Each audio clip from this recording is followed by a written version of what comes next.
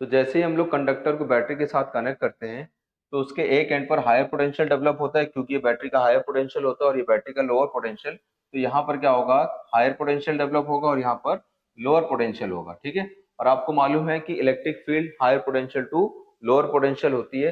तो इसमें कंडक्टर में एक इलेक्ट्रिक फील्ड डेवलप होगी and that will be from higher potential to lower potential which will be equal to of V by L, जहां पर L is the length of the conductor, V is the potential difference between the terminals of the battery.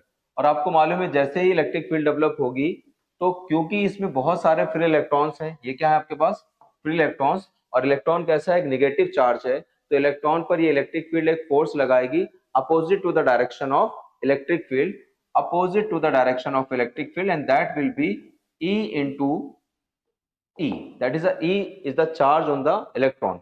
और जैसे इस पर force लगेगा तो हमारा जो इलेक्ट्रॉन है वो मूव कर जाएगा।